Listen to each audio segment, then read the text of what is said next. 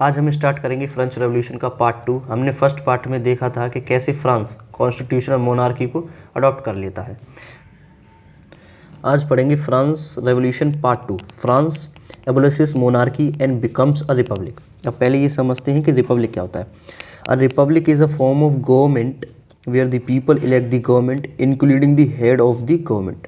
मतलब वह गवर्नमेंट जो लोगों के द्वारा चुनी जा रही हो, गवर्नमेंट भी as well as their head, मतलब कि हेड भी चुना जा रहा है और गवर्नमेंट दोनों ही लोगों के द्वारा इलेक्ट करे जा रहे हैं, उसको रिपब्लिक कहते हैं। आज हमारा इंडिया जो है वो रिपब्लिक कंट्री है, यहाँ हमारे हेड भी और गवर्नमेंट एज वेल एज दोनों लोगों के द्वारा इलेक्ट करे जा रहे हैं। तो although Louis 16 has signed the constitution he entered into secret negotiations with the king of Persia. मतलब कि हालांकि लुई 16 ने जो है वो कॉन्स्टिट्यूशन साइन तो कर दिया था, मतलब कि उसने कॉन्स्टिट्यूशन को साइन कर दिया, पर वो सीक्रेट नेगोशिएशंस मतलब कि कुछ सीक्रेट बातें पर्सिया से करने लग रहा था, किंग ऑफ पर्सिया से।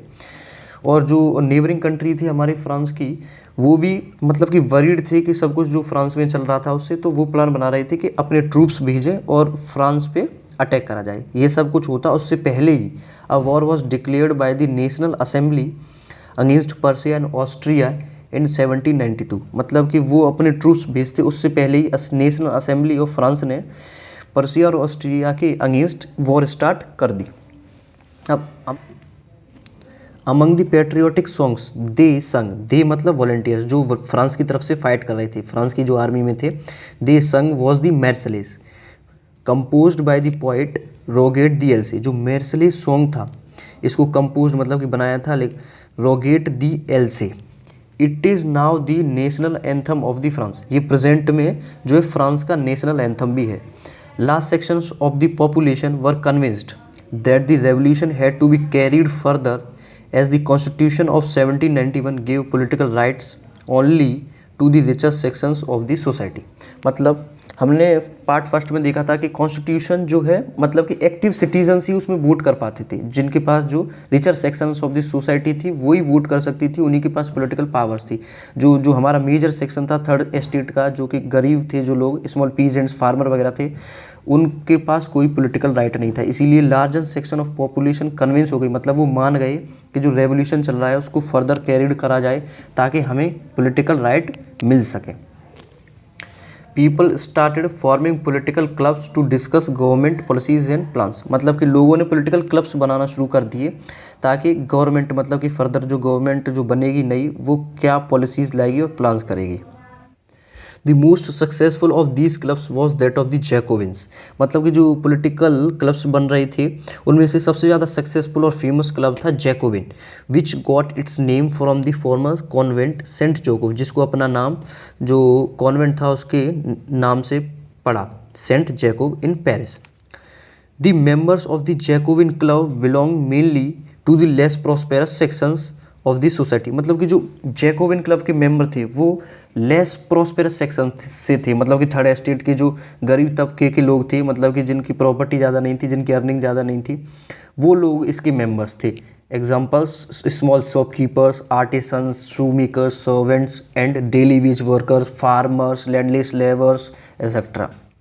There leader was Maximilien Robespierre. ये काफ़ी इंपॉर्टेंट वन वर्ड वगैरह में आता रहता है। There leader was Maximilien Robespierre, मतलब जो उनका लीडर था, जो उनका हेड था जैकोबिन क्लब का, वो मैक्सिमिलियन रोबेस्पियर था। जैकोबिन क्लब जो ड्रेस थी जैकोबिन क्लब की, जो जैकोबिन की ड्रेस वो लॉन्ग स्ट्रेप ट्राउजर्स थी, मतलब कि लॉन्ग स्ट्रेप मतलब उन पर सीधी सीधी धारियाँ थी, long trousers. Away from the fashionable मतलब कि वो मतलब जो रिचर सेक्शन सोसाइटी थे उससे अलग दिखना चाहते थे, इसीलिए उन्होंने ऐसी ड्रेस पहनी थी, लॉन्ग स्ट्रिप ट्राउजर्स, ताकि वो अपने आप को अलग सिंबलाइज कर सके कि हम मतलब कि प्रॉस्पेरस सेक्शन से नहीं है, हमारे पास पैसा नहीं है, हम मतलब कि लोअर क्लास से बिलोंग करते हैं। These Jacobins came to be known as the sans culottes. मतलब कि जो जैकोबिन्स जो मेंबर्स थे उन मेंबर्स को जैकोबिन्स को सेंट क्लोड्स भी कहा जाने लगा। सेंट क्लोड्स का मतलब है दोज विदाउट नी ब्रीचेस, मतलब कि जिनकी नी ब्रीचेस जो मतलब कि विदाउट नी ब्रीचेस मतलब कि जो शॉर्ट ट्राउज़र पहनते थे, मतलब जो ड्रेस थी उनकी जो ये लॉन्ग स्ट्रिप ट्राउज़र वो शॉर्ट ट्राउज़र में थी, इसीलिए उन्हें नी ब्रीचेस कहा जाता है। Sans culottes wore in addition the red cap कौन सी cap? Red cap that symbolise the liberty, मतलब कि जो वो लोग जो मेंबर्स थे जैकोबिन के, वो एक्स्ट्रा में वो एडिशन में रेड कैप को भी पहनते थे ताकि वो सिम्बलाइज कर सकें, जो रेड कैप थी वो सिम्बलाइज करती थी लिबर्टी को। In 10 August 1792 the members of the Jacobins club storm inside the palace of Tuileries, मतलब कि जो मेंबर्स थे जैकोबिन क्लब के वो पैलेस ऑफ ट्यूलरिस में घुस गए and held the king as a hostage, और किंग जो लुई 16 था जो राजा था उसे बंधक बना लिया, उसे पकड़ लिया। वो मेंबर्स जो जैकोबिन क्लब के थे वो घुस गए और उसे बंधक बना लिया। Later the assembly voted to imprison the royal family, फिर बाद में असेंबली ने वोट करा और जो रॉयल फैमिली थी उसको इम्प्रिजन मतलब कि जेल में डाल दिया गया। From now all men 21 years and above regardless of wealth got the right to vote। अब जो कि मेन थे जो 21 ईयर से ऊपर थे, एबव थे, रिगार्डलेस ऑफ वेल्थ, जैसे कि हमने पहले देखा था कि पहले जो है कॉन्स्टिट्यूशन ओनली एक्टिव सिटीजन्स को राइट टू वोट देता था, मतलब कि उनकी वेल्थ मैटर करती थी, पर इस बार जो उसको सिस्टम को हटा दिया, regardless of wealth got the, सभी को, मेन थे जो 21 ईयर्स एज, सभी को राइट टू वोट मिल गया। The newly elected assembly was called the convection, जो नई इलेक्टेड असेंबली थी, जो न्यूली इलेक्टेड असेंबली थी उसको कन्वेक्शन नाम दिया गया। On 21 September 1792 it abolish the monarchy, मतलब जो इस न्यूली इलेक्टेड असेंबली थी कन्वेक्शन ने मोनार्की को ख़त्म कर दिया and declared France as a republic, France को रिपब्लिक घोषित कर दिया। Louis 16 was sentence to death by a court on the charge of treason, जो लुई 16 था उसे सेंटेंस टू डेथ मतलब कि मौत की सज़ा सुना दी गई कोर्ट के द्वारा, ऑन द चार्ज ऑफ मतलब उस पर चार्ज लगा था किसका? ट्रीजन मतलब कि देशद्रोह और राजद्रोह का, मतलब कि उस पर चार्ज लगा था, इसीलिए उसको लुई 16 को सेंटेंस टू डेथ सुना दी गई। On 21 January 1793 he was executed publicly, मतलब कि उसको मार दिया गया कैसे भी, मतलब फांसी के द्वारा, मतलब फांसी उसको मतलब दे दी गई publicly at the place de la Concorde, इस जगह पे उसको पब्लिकली मार दिया गया। ये याद करना, ये मतलब इंपॉर्टेंट आते, वन वर्ड वगैरह में आते रहते हैं ये क्वेश्चंस के, उसको कौन सी प्लेस पे मारा था। Reign of terror, the period from 1793 to 1794 is referred to as an reign of terror. Reign मतलब कि पीरियड, एक पर्टिकुलर पीरियड, तो टेरर मतलब आतंक का एक पर्टिकुलर पीरियड जो कि 1793 और 1794 के बीच में रहा। इस पीरियड को जो इसके बीच में रहा था उसे रीन ऑफ टेरर कहा जाता है। रॉबस्पियर कौन? जो गवर्नमेंट बना ली थी लुई 16 के एग्जीक्यूटेड के बाद रॉबस्पियर की गवर्नमेंट थी। Robespierre followed a policy of severe control and punishment, मतलब कि उसने एकदम स्ट्रिक्ट पॉलिसीज रखी थी, कंट्रोल एकदम स्ट्रिक्ट से, अगर कोई उन कंट्रोल को तोड़ता था तो उन्हें स्ट्रिक्ट पनिशमेंट भी मिलती थी। ये रॉबस्पियर वही है जो जैकोबिन क्लब का जो हेड था, Maximilian Robespierre. All those whom he saw as a being enemy of the republic, और जिस किसी को भी वो एनिमी मतलब रिपब्लिक का एनिमी देखता था, जैसे कि ex nobles, clergy, members of other political parties and even members of his own party who did not agree with his method, और अपनी पार्टी के भी मेंबर्स को वो कभी कभी एनिमी देखने लगता था जो कि उसके method, agree with his method, जो कि उसके मेथड से सहमत नहीं होते थे, मतलब कि उसके मेथड को पसंद नहीं करते थे, उन्हें अच्छा नहीं लगता था, अपोजिट चाहते थे, उनको भी वो एनिमी समझता था। उनको फिर वो अरेस्टेड करवा देता था, जेल में डलवा देता था। And then tried by the revolutionary tribal, अब जैसे और फिर उनका ट्रायल होता था, जैसे कोर्ट में होता था ना वैसे उनका ट्रायल होता था by revolutionary tribunal. If the court found them guilty they were guillotined, मतलब कि जिनको भी पकड़ पाता था, अरेस्टेड करवाता था, अगर कोर्ट उन्हें फाउंड गिल्टी मतलब कि अपराधी मान देता था, देन दे वर ग्लूटाइंड मतलब कि उनको मार दिया जाता था, उनके मतलब सिर से, मतलब धड़ से सिर अलग कर दिया जाता था। ये एक डिवाइस था। Guillotine is a device consisting of 2 poles and a blade which a person is beheaded, मतलब कि इसमें पर्सन का सिर रखते थे और ऊपर से ब्लेड गिरा देते थे, वो डिवाइस था उससे कि उसका सिर कट जाता था। It was named after the gluten मतलब कि जो ये डिवाइस था ग्लूटाइन, वो इन डॉक्टर ने बनाया था जिनका नाम था ग्लूटेन, इसीलिए उसका नाम ग्लूटेन रखा गया। Who invented it? Robespierre pursued his policies so relentlessly that even his supporters began to demand moderation, मतलब कि वो इतनी खतरनाक तरीके से अपनी पॉलिसी को अप्लाई कर रहा था, एकदम स्ट्रिक्ट वो कर रहा स्ट्रिक्ट रेस्ट्रिक्शंस पनिशमेंट लगा रहा था, इसलिए जो इवन उसके जो सपोर्टर्स थे उससे वो तंग आ गए थे और बदलाव चाहते थे कि मतलब कि ये पॉलिसीज़ को बंद करा जाए।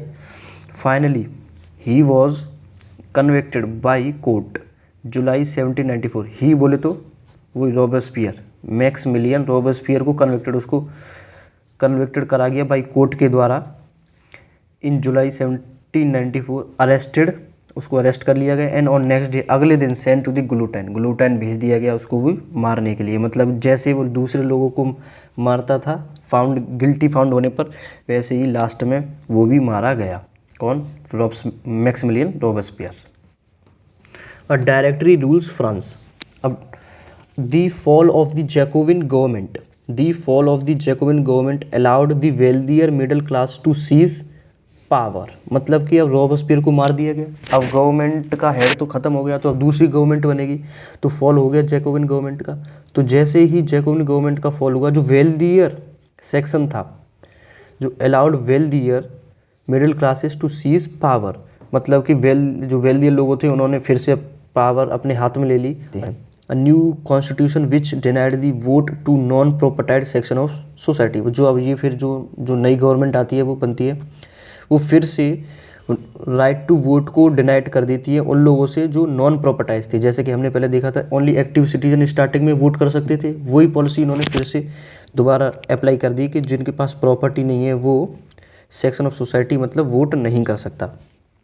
It provided for 2 elected legislative councils, और इस बार 2 इलेक्टेड लेजिस्लेटिव काउंसिल को लाया गया। जैसे पहले हमने स्टार्टिंग में देखा था कि एक जो नेशनल असेंबली थी एक होती थी और वो लॉ बनाया करती थी, इस बार वही नेशनल असेंबली की तरह लेजिस्लेटिव काउंसिल को बनाया गया जो कि लॉ बनाया करेंगे, और इस बार 2 लेजिस्लेटिव काउंसिल थी।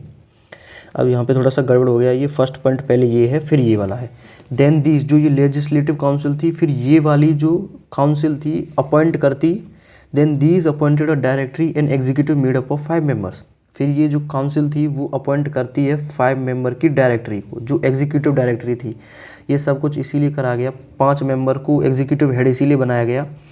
जैसे कि पहले हमने देखा था कि एक मेंबर होता है जैसे रॉबेस्पियर, तो वो सारी पावर एक मेंबर के हाथ में हो जाती है, तो वो उनका गलत इस्तेमाल करता है। This provide a safe guard against any one man dominating the power. ये वही पॉइंट है जो मैंने अभी समझाया कि मतलब कि एक पावर मतलब एक बंदे के हाथ में पावर ना रहे, इसीलिए 5 मेंबर्स की डायरेक्टरी को अपॉइंट किया जाता है। The director often clashed with the legislative council who then sought to dismiss them. जो डायरेक्टर्स थे वो ऑफन मतलब कि अक्सर क्लैश मतलब कि लेजिस्लेटिव काउंसिल से लड़ा करते थे और चाहते थे कि लेजिस्लेटिव काउंसिल को डिसमिस कर दिया जाए। The political instability of the directory paved the way for the rise of a military director Napoleon Bonaparte. अब पॉलिटिकल इंस्टेबिलिटी मतलब कि उन्होंने 2 लेजिस्लेटिव, पॉलिटिकल इंस्टेबिलिटी से यहाँ पे क्या मतलब है, मतलब कि उन्होंने 2 लेजिस्लेटिव काउंसिल बना दी। अब वो दोनों एक दूसरे में लड़ा करती थी कि हम जो लॉ बनाएंगे वो चलेगा, दूसरी कहती थी हम जो बनाएंगे वो चलेगा। और इन डायरेक्टर्स और लेजिस्लेटिव काउंसिल्स में भी मतलब कि क्लैश होने लगा। ये पॉलिटिकल इंस्टेबिलिटी का फ़ायदा उठाया मिलिट्री डिक्टेटर, कौन था मिलिट्री डिक्टेटर? नेपोलियन बोनापार्ट ने, और उसका राइज हो जाता है। नेपोलियन बोनापार्ट ने इस सब पॉलिटिकल इंस्टेबिलिटी का फ़ायदा उठाया और उसका राइज होता है। डिड वुमेन हैव रेवोल्यूशन, मतलब कि हमने जो चैप्टर पढ़ा है स्टार्टिंग फ्रेंच रेवोल्यूशन स्टार्टिंग से लेकर लास्ट तक, अब वो जो मेन कंटेंट था वो खत्म हो गया। अब मतलब हम बीच का मतलब ये देखेंगे कि क्या वुमेन्स ने भी रेवोल्यूशन करा था, क्या उन्होंने भी पार्टिसिपेट करा था। वो from the very beginning women were active participant in the events which brought about so many important changes in the French society। मतलब कि वुमेन थी पूरे फ्रेंच रेवोल्यूशन में बहुत एक्टिवली तरीके से पार्टिसिपेंट कर रही थी।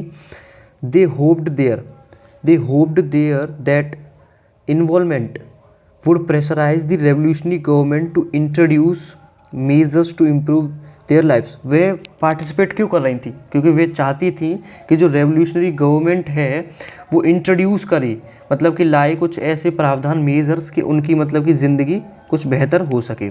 क्योंकि दे वर्कड एज लॉन्ड्रेस, वो लॉन्ड्रेसों की तरह काम करती थी, जो कपड़े जो साफ़ करते हैं लॉन्ड्रेस। सोल्ड फ्लावर्स बेचती थी, फ्रूट एंड वेजिटेबल्स बेचती थी market, and were employed at domestic servants, मतलब कि दूसरे के घरों में काम भी करती थी। Their wages were lower than those man, मतलब कि वो काम सेम करती थी, वो काम जो मैन कर रहा है वही सेम काम करती थी, पर उनकी वेजेस थी वो लोअर देन मेंस हुआ करती थी। In order to discuss and voice their interests women started their own political clubs and newspapers. जैसे कि मेंस ने भी क्लब्स बनाए थे, जैसे जैकोबिन क्लब था, वैसे ही मतलब वुमेन्स ने भी अपनी क्लब बनाए ताकि वो अपनी स्पेशल अपनी जो इच्छाएं थी, जो मतलब कि जो वो चाहती थी कि ये इम्प्रूवमेंट होना चाहिए वुमेन की लाइफ में, इसीलिए इन सब को डिस्कस करने के लिए उन्होंने अपने खुद के पॉलिटिकल क्लब्स बनाए। The society of revolutionary and republican women, the society of revolutionary and republican women was the most famous of them, मतलब कि जो वुमेन्स ने पॉलिटिकल क्लब्स बनाए थे उनमें से society of revolutionary and republican women, ये दो काफ़ी इंपॉर्टेंट थे। इनको याद रखना कि वन वर्ड वगैरह में आ सकता है या फिर एमसीक्यूज़ में कि कौन सा वुमेन का क्लब था, तो वो थे society of revolutionary and republican women. One of their main demands was that women enjoy the same political rights as man. वो ये चाहती थी कि मतलब कि जो पॉलिटिकल राइट्स मेंस को दिए जा रहे हैं वो हमें भी दिए जाएं, जैसे राइट टू वोट मेंस को दिया जाता था, वुमेन्स को दिया ही नहीं जाता था। इसीलिए वो उनकी यही डिमांड थी, उनकी मेन जो डिमांड थी वो थी कि उन्हें सेम पॉलिटिकल राइट्स मिले as men's. The revolutionary government did introduce laws that helped improve the lives of women, मतलब कि रेवोल्यूशनरी जो गवर्नमेंट थी उसने कुछ लॉ भी बनाए ताकि वो इम्प्रूव कर सकें लाइव्स ऑफ वुमेन। वो लॉ क्या थे? Schooling was made compulsory for all girls, मतलब कि स्कूलिंग कंपलसरी कर दी गई सभी गर्ल्स के लिए, मतलब सब गर्ल्स को स्कूल जाना कंपलसरी था।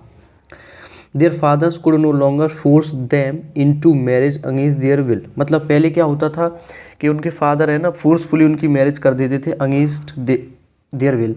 अब क्या है कि अब उनकी बिना मर्जी के शादी नहीं कर सकते थे।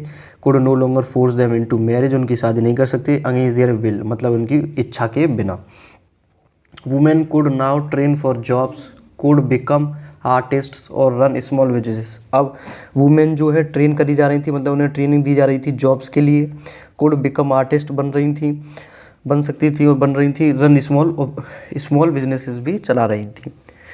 Women struggle for equal political right however continued, मतलब कि वुमेन्स का जो स्ट्रगल था, मेन जो उनकी डिमांड थी इक्वल पॉलिटिकल राइट्स के लिए, वो कंटिन्यूड रही, क्योंकि इस जो गवर्नमेंट थी उसने ये वाला राइट उन्हें दिया नहीं, दूसरे लॉज इंट्रोड्यूस करे, पर जो मेन था इक्वल पॉलिटिकल राइट वाला वो उन्हें नहीं दिया, इसीलिए वो उनका जो स्ट्रगल था कंटिन्यूड रहा।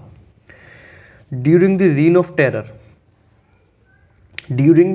Of terror the new government issued laws ordering the closure of women clubs and bringing their political activities, मतलब कि जो गवर्नमेंट थी during the reign of terror, जो मैक्सिमिलियन की गवर्नमेंट थी, उसने ऑर्डर करे कि क्लोजर ऑफ वुमेन क्लब्स, मतलब वुमेन क्लब्स को बंद कर दिया गया, उनकी पॉलिटिकल एक्टिविटीज़ को एकदम के बैन कर दिया गया, मतलब वो कोई पॉलिटिकल एक्टिविटीज़ नहीं कर सकती और वुमेन्स का कोई क्लब नहीं चल सकता। It was finally 1946 that women in France won the right to vote, और आखिरकार सब लास्ट में 1946 में वुमेन्स को फ्रांस में राइट टू वोट मिला। द एबोलिशन ऑफ स्लेवरी मतलब गुलामी। द कॉलोनीज इन कैरिबियन, अब मैं तुम्हें थोड़ा मैप में दे के बताता हूँ। इसे ये है, जैसे ये वाला है, क्या नाम है, ये रहा हमारा साउथ अमेरिका और ये रहा नॉर्थ अमेरिका। ये जो जॉइंट कर रहा है यहाँ पर, ये कैरिबियन सी है, ये पूरा जो है ये कैरिबियन सी है, और ये छोटे छोटे ग्रुप ऑफ आइलैंड्स है, इन्हें कैरिबियन आइलैंड्स कहा जाता है। तो इन्हीं में से कैरिबियन में Martinique, Guadeloupe and San Domingo were important suppliers of commodities थे। इम्पोर्टेंट सप्लायर्स कहाँ पर? यूरोप के लिए इम्पोर्टेंट सप्लायर थे। क्या क्या इम्पोर्टेंट सप्लाई करते थे? तम्बाकू, Indigo, sugar and coffee. But the reluctance of Europeans to go and work in distant and unfamiliar land meant a shortage of labor on the plantations. But European सामान तो वहाँ से इंपोर्ट करते थे, ये सारी चीज़ें वहाँ से इंपोर्ट तो करते थे, पर वहाँ पे जाकर काम नहीं करना चाहते, क्योंकि उन्हें थोड़ा सा डर लगता था कि कहीं अनफेमिलियर जगह पे, उन्हें अनफेमिलियर लैंड पे वो जाना नहीं चाहते थे, वो वर्क करना नहीं चाहते थे। अगर वो वर्क नहीं करेंगे तो meant of shortage of labour हो जाएगा। तो इसके लिए उनकी लेबर को पूरा, मतलब कि शॉर्टेज को पूरा करने के लिए this was made by a triangular slave trade, between Europe, Africa and America, मतलब कि एक ट्रेड, उसे ट्रायंगुलर ट्रेड कहा जाता है। मतलब यूरोप, अफ्रीका एंड अमेरिका, मतलब यहाँ से यूरोप है, यहाँ पे है ये फ्रांस, तो यूरोप से जो है लोग आते थे यहाँ अफ्रीका में, यहाँ स्लेव्स को ख़रीदते थे और यहाँ प्लांटेशंस में ले जाते थे। ये इसको ये ट्रायंगल सा बन गया एक, इसे कहा गया है ट्रायंगुलर स्लेव। तो this was made by a triangular slave trade between Europe, Africa and America's.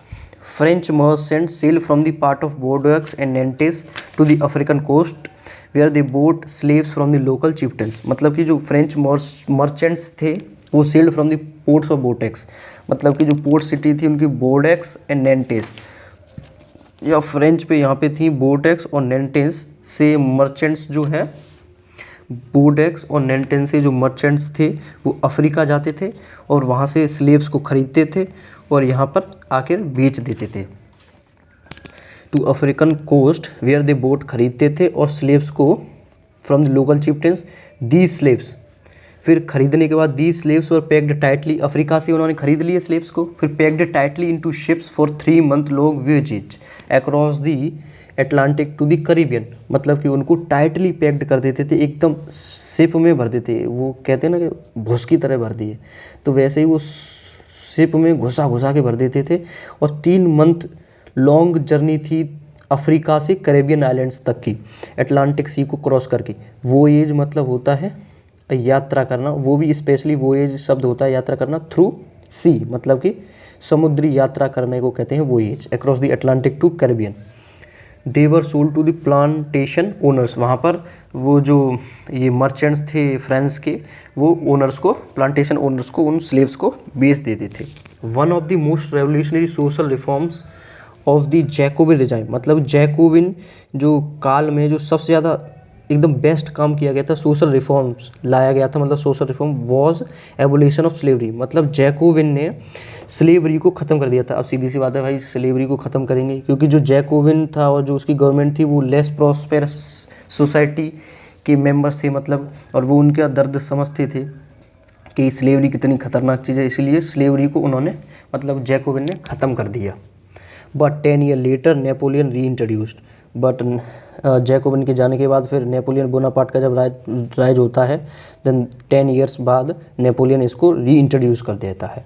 It was finally एबोलिश्ड in 1848 in French colonies. फिर ये आखिरकार लास्ट में जाकर फाइनली एबोलिश्ड ख़त्म होती है 1848 में। एक इम्पॉर्टेंट टर्म समझ लीजिए, ये एग्ज़ाम में आ सकती है कभी कभी, कि censorship. What do you mean by censorship? मतलब in old regime all written materials and cultural activities, मतलब जो ओल्ड पीरियड हुआ करता था, जैसे हमने पढ़ा था ना ओल्ड रिजाइम पीरियड बिफोर 1789 से करते हैं, तो in old regime all written material and cultural activities, जैसे कि for example books, newspapers, plays मतलब नाटक, कुड बी पब्लिश्ड और performed only after they have been approved by the censors of the Kings.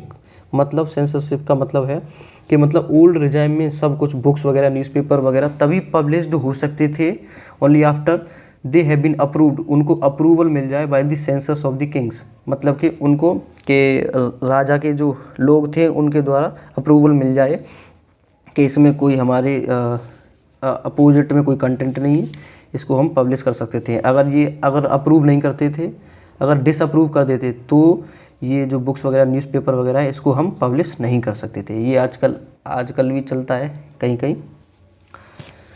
Then conclusion, 1804 in 1804 Napoleon Bonaparte crowned himself emperor of France, मतलब 18 जो political instability होती है directory और वगैरह में वो सारी, तो उसके कारण 1804 में नेपोलियन बोनापार्ट राजा बन जाता है फ्रांस का। He set out to conquer neighbouring European countries, मतलब कि जो नेबरिंग कंट्रीज़ थी उनको वो पूरे जीत लेता है उनको। डिस्पोजिंग डायनेस्टीज़, मतलब वहाँ पे जो वंशावल डायनेस्टीज़, मतलब कि एक जो राजा डायनेस्टी होती है, मतलब जिसमें क्या है राजा का बेटा बनते जाते हैं, उनको सबको ख़त्म कर देता है। And creating kingdoms where he placed, और किंगडम्स बनाता है जहाँ पे अपने ही मेंबर्स को वो बैठाता है। ही प्लेस्ड जो राजा मतलब किंग्स वगैरह की जगह थी उन पे अपने मेंबर्स को, फैमिली मेंबर्स को बैठा देता है। He saw his role as an moderniser of Europe, वो अपने आप को मॉडर्नाइजर हो देखता था कि मतलब कि मैं यूरोप का भला कर रहा हूँ, मैं यूरोप को मॉडर्न कर रहा हूँ। इनिशियली मैनी सॉ, और शुरुआत में जो लोग भी थे, many saw Napoleon as a liberator who would bring freedom for the people, मतलब लोग भी देखते थे कि नेपोलियन एक अच्छा बंदा है, मतलब कि वो स्वतंत्रता, लिबरेटर की तरह स्वतंत्रता नहीं, कि मतलब कि वो सबको फ्रीडम दिलाएगा। जो यूरोप के लोग थे वो सोचते थे कि वो सबको फ्रीडम दिलाएगा। बट सून नेपोलियन का army came to be viewed everywhere as an invading force, but जो नेपोलियन आर्मी थी वो हर जगह इन्वेडिंग फोर्स की तरह देखी जा रही थी, मतलब हर चारों तरफ वो सभी देशों पे, सभी प्रोविंसेस पर हमला कर रही थी। Then he was finally defeated at Waterloo, finally he defeated at, मतलब कि जो है नेपोलियन बोनापार्ट 1815 में वाटरलू की लड़ाई में हार जाता है। यहाँ पर ये चैप्टर ख़त्म हो जाता है और इस चैप्टर के जो नोट्स हैं वो हमारे टेलीग्राम चैनल पर मिलेंगे आपको, जिसका लिंक डिस्क्रिप्शन में है।